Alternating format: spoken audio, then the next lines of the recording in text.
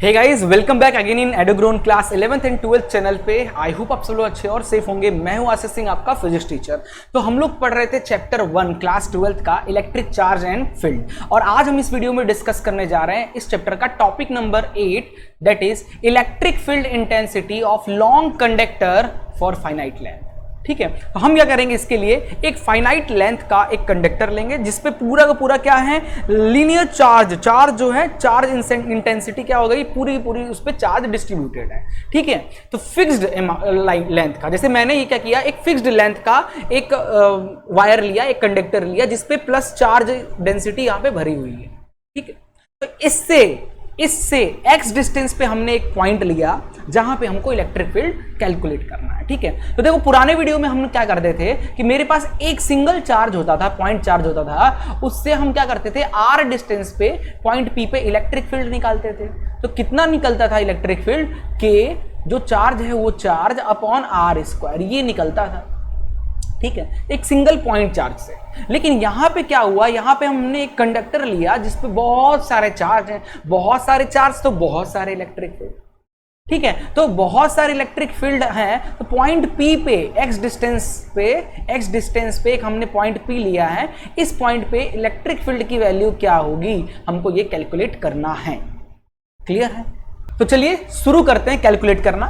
तो मैं क्या कह रहा था, एक लेंथ हमने लिया, एक लॉन्ग कंडक्टर लिया फाइनाइट लेंथ का, x डिस्टेंस पे पॉइंट P पे हमको क्या निकालना है, इलेक्ट्रिक फील्ड निकालना है। इसके लिए हम करेंगे क्या, देखो पूरे फिजिक्स में क्या करते हैं, हम किसी एक छोटा सा एलिमेंट लेते हैं, उस एलिमेंट का हम अगर सब कुछ निकाल लेते हैं, फिर उसको इंटीग्रेट कर देते हैं वायर के इस लेंथ से वायर के इस लेंथ तक, तो पूरा का पूरा हमारा निकल जाता है। ठीक है, हमने क्या किया, एक फाइनाइट लेंथ लिया, एक छोटा सा एलिमेंट लेंगे, उस एलिमेंट से पॉइंट P पे क्या इलेक्ट्रिक फील्ड निकल रहा है उसको कैलकुलेट करेंगे और इंटीग्रेट मार देंगे उसको, कहां से, इस लेंथ से इस लेंथ तक, पूरे के पूरे वायर से जो इलेक्ट्रिक फील्ड है उस पॉइंट P पे हमको कितना चाहिए वो मिल जाएगा। तो इसके लिए हम क्या करेंगे, यहां से L डिस्टेंस पे हमने क्या किया, एक छोटा सा एलिमेंट लिया dl। अब छोटा सा एलिमेंट dl लिया तो इस पे चार्ज भी छोटा सा होगा dq, जाहिर सी बात है। अब इस छोटा सा चार्ज dq की वजह से पॉइंट P पे इलेक्ट्रिक फील्ड छोटा सा ही होगा de। ठीक है, अब देखो ध्यान से, ये जो है थीटा एंगल बना रहा है हॉरिजॉन्टल से। ठीक है, ये भी हमारा थीटा एंगल हॉरिजॉन्टल से बनाएगा DE भी, क्योंकि वर्टिकली अपोजिट एंगल है। तो भाई अगर ये DE थीटा एंगल बना रहा है किससे, हॉरिजॉन्टल से, तो DE का हॉरिजॉन्टल कंपोनेंट क्या हो जाएगा बेटा, DE cos थीटा हो जाएगा, और इसका वर्टिकल कंपोनेंट क्या हो जाएगा, DE sin थीटा हो जाएगा। क्लियर? ठीक है, अब इसी तरीके से मान लीजिए मैं यहां पे एक एलिमेंट ले लेता हूं, L डिस्टेंस पे एक एलिमेंट मैं यहां पे ले लेता हूं, जिस DL एलिमेंट जिस पे DQ चार्ज है। जाहिर सी बात है, जो भी एलिमेंट लूंगा कहीं भी इस वायर में चार्ज DQ ही होगा, लेंथ DL ही होगा, तो इसकी वजह से जो यहां पे इलेक्ट्रिक फील्ड बेटा आएगा वो भी कितना होगा, DE छोटा सा ही होगा। अब ये थीटा बना रहा है यहां से, तो ये भी थीटा बनेगा, इसका भी हॉरिजॉन्टल कंपोनेंट क्या हो जाएगा, DE cos थीटा, और इसका वर्टिकल कंपोनेंट क्या हो जाएगा बेटा, DE sin थीटा हो जाएगा। ठीक है, अब ध्यान से देखो, ये DE sin थीटा, ये DE sin थीटा, मैग्नीट्यूड दोनों का बराबर है बट अपोजिट है, तो क्या होंगे, दोनों एक दूसरे को क्या करेंगे, कैंसिल आउट कर देंगे। इसलिए हमारे पास बच गया क्या, सिर्फ बच गया DE cos थीटा हमारे पास बचा रह जाएगा। आ गया समझ में? इसलिए अब मैं आपको इस तरीके से दो जगह बनाकर नहीं दिखाऊंगा, सिर्फ एक ही एलिमेंट लूंगा। आपको समझ में आ गया ना DE sin थीटा क्यों कट हो जाएगा, बस समझ में आ गया, बस इतना ही समझाना था। ओके ठीक है, तो चलिए सबसे पहले बताइए, जो DQ चार्ज था ना छोटे से एलिमेंट पे, उसकी वजह से जो इलेक्ट्रिक फील्ड आया कितना हो जाएगा, जो इलेक्ट्रिक फील्ड आएगा वो कितना हो जाएगा बेटा, K, किस चार्ज की वजह से, DQ चार्ज की वजह से, तो DQ, ठीक है, छोटा सा Q लिख लो या बड़ा Q लिख लो, एक ही बात है, अपॉन भाई यहां से यहां तक का डिस्टेंस कितना होगा। अगर ये L है, ये X है, तो ये कितना हो जाएगा बेटा, ये हो जाएगा अंडर रूट, इसको थोड़ा सा अच्छे से लिखा जाए, ये कितना हो जाएगा हमारा, अंडर रूट L का स्क्वायर प्लस X का स्क्वायर। ठीक है, तो यहां पे आ जाएगा हमारा क्या, L, अब देखो फॉर्मूले में यहां पे पुट करूंगा, अंडर रूट L का स्क्वायर प्लस X का स्क्वायर का होल स्क्वायर, यही तो होता है हमारा इलेक्ट्रिक फील्ड का पॉइंट किसी चार्ज से एक पर्टिकुलर डिस्टेंस पे। ठीक है, अब इसका स्क्वायर मारेंगे तो ये क्या आ जाएगा, DK DQ upon L square plus X square आ जाएगा। ठीक है, तो एक चीज बताइए मुझे, अगर ये क्या है, यहाँ पे चार्ज पूरा डिस्ट्रीब्यूटेड है यानी लेंथ पे डिस्ट्रीब्यूटेड है, तो linear charge density lambda is equal to क्या हो जाएगा बेटा, छोटे से चार्ज के लिए dq अपॉन जो लेंथ है dl। पूरे लेंथ वायर के लिए लैम्डा हो जाएगा चार्ज अपॉन l, तो छोटे से लेंथ dl के लिए dl q चार्ज के लिए dq। यहां से बेटा हम dq को क्या लिख सकते हैं, लैम्डा dl। ठीक है, तो इलेक्ट्रिक फील्ड जो आएगा dq की वजह से, जो पॉइंट p पे इलेक्ट्रिक फील्ड हमारा जो आ रहा है वो कितना आ रहा है, de is equal to k lambda dl, ठीक है, upon l square plus x square. ठीक है, इसको अपन क्या कर लेते हैं, इसको एक बॉक्स में पैक कर लेते हैं, इसको नेम कर देते हैं इक्वेशन नंबर। अब हम एक कंडीशन लेते हैं, क्योंकि हमको डेरिवेशन अभी हम करेंगे तो उसमें हमको जरूरत पड़ेगा। तो बेटा कंडीशन ये है कि सबसे पहले ये देखिए, अगर ये लेंथ l है, ये x है, तो tan थीटा यहां से क्या लिख सकता हूं, tan थीटा क्या हो जाएगा, परपेंडिकुलर अपॉन बेस। परपेंडिकुलर क्या है, l है, बेस क्या है, x है, इसको लिख सकता हूं मैं l अपॉन x। तो यहां से जरा बताइए l इज इक्वल टू क्या हो जाएगा, x tan थीटा। ठीक है, इसको अपन पैक कर लेते हैं, ये कंडीशन हमारे बड़े काम का है, इसका हम यूज करेंगे। दूसरा कंडीशन में ले लेता हूं, ठीक है, यहां पे नहीं लूंगा, अभी यहां पे जरूरत पड़ेगा स्पेस का। ठीक है, स्पेस की रिक्वायरमेंट पड़ेगी। दूसरा कंडीशन में यहां कहीं लिख लेता हूं,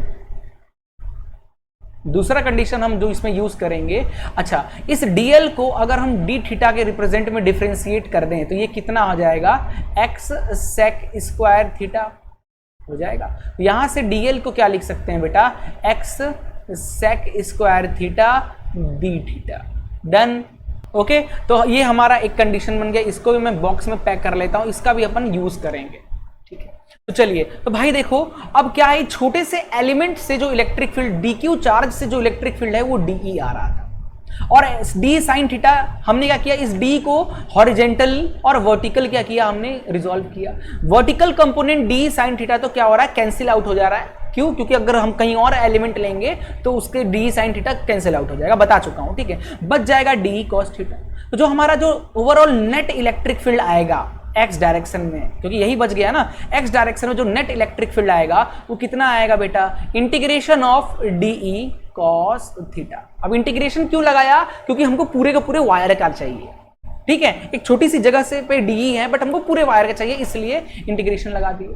ठीक है, तो जरा यहां पे बताइए, इसको अपन इंटीग्रेशन लगा सकते हैं। d हमारा कितना आया है इक्वेशन 1 में, k lambda dl upon l का स्क्वायर प्लस x का स्क्वायर, और साथ में क्या है, cos थीटा। डन।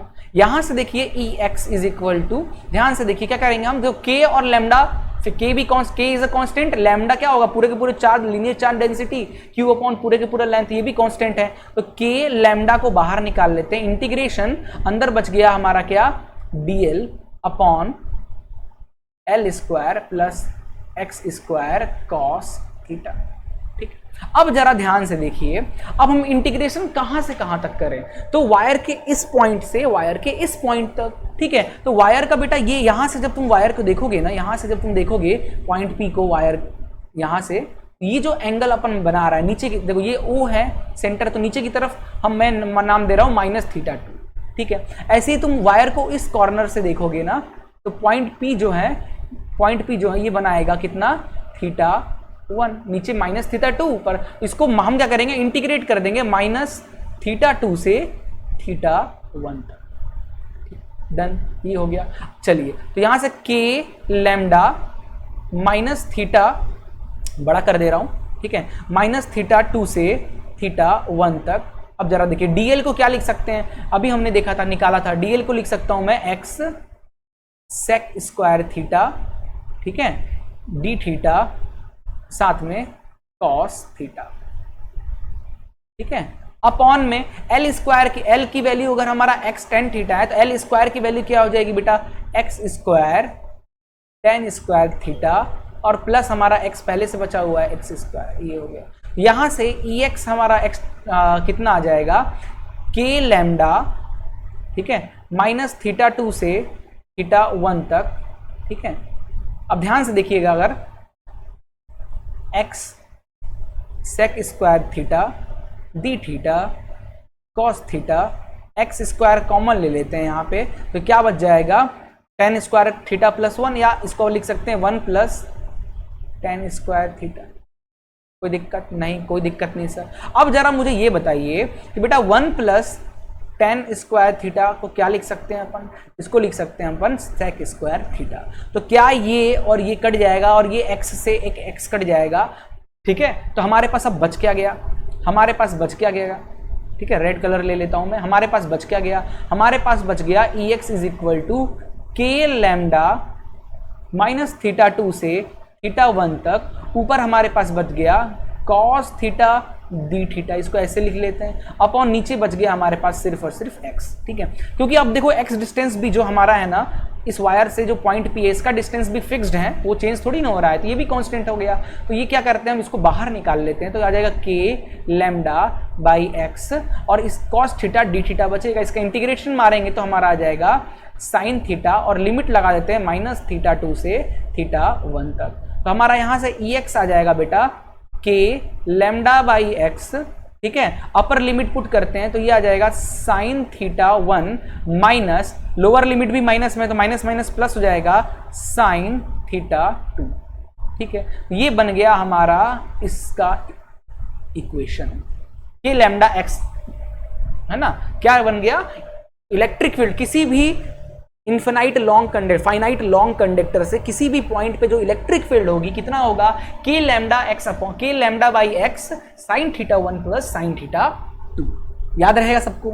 चलिए अब इसका हम लोग कुछ दो केस देखने वाले हैं। पहला केस देखते हैं, केस 1 है कि if the conductor length is infinite, अगर जो हमारा कंडक्टर था वो इनफाइनाइट लेंथ का हो जाए। तो देखो ध्यान से, यहाँ पे आप डायग्राम में देख सकते हो, अगर हमारा ये कंडक्टर जो, जैसे डायग्राम में क्या है, अगर हमारा ये जो कंडक्टर है ना, ये कंडक्टर का लेंथ क्या हो जाएगा, अगर इनफाइनाइट होता जाए तो ये क्या होगा, अगर कंडक्टर का लेंथ क्या हो जाए बेटा, इनफाइनाइट हो जाए, तो हमारे लिए वो पॉइंट जो P है, वो पॉइंट P क्या बन जाएगा, उसका एंगल क्या हो जाएगा 90 डिग्री। देख रहे हो यहाँ पे एंगल कैसे चेंज हो रहा है, आपने देखा, इधर फिर से मैं दिखा रहा हूँ, देखो ध्यान से, जैसे जैसे पास आते जा रहे हैं एंगल क्या होते जा रहा है, कम होता जा रहा है, एंगल क्या होता जा रहा है। तो मान लीजिए ये हमारे पास एक कंडक्टर है, ठीक है, तो इस कंडक्टर है, जैसे जैसे हमारा ये क्या होगा, इनफाइनाइट लेंथ पे जाता जाएगा, ये कंडक्टर जो है इनफाइनाइट लेंथ पे जाएगा, तो हमारा जो P पॉइंट है ना, दूर से देखने पे कुछ ऐसा दिखेगा। यानी यहाँ पे थीटा 1 और थीटा t की वैल्यू क्या हो जाएगी बेटा, 90 डिग्री हो जाएगी। अब खुद सोचो ना, अगर ये पॉइंट, अगर इस लेंथ के लिए ये है P पॉइंट, तो ये लेंथ अगर इनफाइनाइट हो जाए तो ये पॉइंट ऊपर से देखने पे, नीचे से देखने पे 90 डिग्री दिखेगा, ठीक है, लाइक दिस। जैसे आप यहाँ पे कंडीशन देखे थे 90 डिग्री हो गया, लाइक दैट। तो थीटा 1 थीटा 2 की वैल्यू 90 हो जाएगा। इस कंडीशन में इलेक्ट्रिक फील्ड इस पॉइंट पे कितना आ जाएगा बेटा, के लैम्डा बाई एक्स, ठीक है, साइन 90 प्लस साइन 90, साइन 90 की वैल्यू बेटा 1 होती है, तो ये हो जाएगा ई के लैम्डा बाई एक्स 1 प्लस 1, तो ये आ जाएगा ई इज इक्वल टू 2 के लैम्डा बाई एक्स। क्लियर, ठीक है। चलिए दूसरा कंडीशन है कि हमारा जो पॉइंट P है, ठीक है, हमारा जो पॉइंट P है at one end of long conductor. तो ये एक कंडक्टर है, मान लीजिए ये एक लॉन्ग कंडक्टर है, ठीक है, ये एक लॉन्ग कंडक्टर है जिसके एक एंड पे हमारा पॉइंट P है और दूसरा एंड क्या है, इनफाइनाइट है। तो जो एंड इनफाइनाइट है उसके लिए मतलब ये क्या होता है, हमारा ऊपर वाला जो एंगल, ये जो एंगल होगा ये क्या हो जाएगा, 90 डिग्री हो जाएगा। यानी थीटा 1 जो है वो हमारा 90 डिग्री हो गया, लेकिन जो थीटा 2 है, ठीक है, क्योंकि देखो ये पॉइंट देखो ना, ये कंडीशन हमारा खुद देखो ना, ये कंडीशन हमारा बना था, ये था हमारा, अगर ये वाली लाइन को यहां पे ले आएंगे तो हमारा कंडीशन क्या कैसा बन जाएगा, कुछ ऐसा हो जाएगा। तो थीटा 2 की वैल्यू क्या हो जाएगी, 0 डिग्री हो जाएगी, ठीक है। इस कंडीशन में हमारा ई की वैल्यू कितना आ जाएगा, के लैम्डा बाई एक्स, ठीक है, ब्रैकेट में साइन 90 प्लस साइन 0 डिग्री, ठीक है। अब आपको पता है साइन 90 की वैल्यू कितनी होती है, 1 होती है, और साइन 0 होता है 0, तो हमारा ई आ जाएगा कितना, के लैम्डा बाई एक्स, ठीक है। तो ये दो केस है, इसमें आपको याद रखना है। ओके, चलिए भाई ये चीज याद हो गया आपको। तो अब हम लोग एक क्वेश्चन जल्दी से लगा लेते हैं, इसी टॉपिक पे एक क्वेश्चन है, सिंपल सा है, उसके बाद अपन ये वीडियो एंड करेंगे, आई थिंक एक ही क्वेश्चन में, ठीक है। चलिए, तो कह रहा है कि an infinite length of conductor है having linear charge density, lambda की वैल्यू बेटा दे रखा है, linear charge density, calculate the electric field from the wire distance x हमारा दे रखा है 4 मीटर। ठीक है, क्या कह रहा है, मेरे पास एक वायर है जो कि क्या है, इनफाइनाइट लेंथ का है, इनफाइनाइट लेंथ का मेरे पास एक वायर है। ठीक है भाई, छोटा हो जा, इनफाइनाइट लेंथ का मेरे पास एक वायर है r डिस्टेंस पे, मतलब x यानी 4 मीटर डिस्टेंस पे, यही तो होता है हमारा x, 4 मीटर डिस्टेंस पे एक पॉइंट P है जहां पे हम क्या निकालना है बेटा, इलेक्ट्रिक फील्ड निकालना है। अब इस वायर पे जो लीनियर चार्ज डेंसिटी है, मतलब जो लैम्डा की वैल्यू है वो दे रखा है, कितना दे रखा है, लैम्डा दे रखा है 1.2 इंटू 10⁻⁻6 कूलम पर मीटर। ठीक है, और हमारा x दे रखा है कितना, 4 मीटर। कह रहा है इलेक्ट्रिक फील्ड निकालिए, तो भाई इलेक्ट्रिक फील्ड का फॉर्मूला हमारा क्या हो जाएगा, तो देखो ध्यान से, फॉर इनफाइनाइट लेंथ, ठीक है, फॉर इनफाइनाइट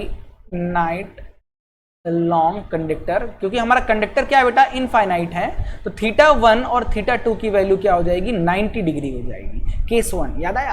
तो हमारा इलेक्ट्रिक फील्ड फॉर्मूला क्या आ जाएगा, एट पॉइंट P पे इलेक्ट्रिक फील्ड का फॉर्मूला क्या आ जाएगा, कि lambda x sine 90 plus sine 90। ठीक है, ये आ जाएगा E कितना आ जाएगा, 2k लैम्डा बाई x। ठीक है, चलिए 2k की वैल्यू कितनी होती है, 9 इंटू 10⁻⁹। लैम्डा कितना दे रखा है, अच्छा थोड़ा सा गलत लिख दिया मैंने, अच्छे से लिख दें, इसको नीचे लिखते हैं, ठीक है ज़्यादा अच्छा रहेगा, इसको जरा नीचे लिखते हैं। यहाँ से E point electric field at point P कितना हो जाएगा, 2 इंटू k की वैल्यू 9 इंटू 10⁻⁹ इंटू लैम्डा कितना दे रखा है, 1.2 इंटू 10⁻⁻6 अपॉन x कितना दे रखा है, 4 मीटर। ठीक है, ये 2 1 2 2 2 4, ये आ जाएगा 0.6। इसको सॉल्व करोगे तो electric field at point P आ जाएगा 54 इंटू 10⁻² न्यूटन पर कूलम। ठीक है, सॉल्व करके देख लेना, यही आंसर आएगा। बस यार आज के लिए इतना ही, ये टॉपिक इतना सही था। मिलते हैं नेक्स्ट वीडियो में एक नए टॉपिक के साथ, तब तक के लिए गुड बाय।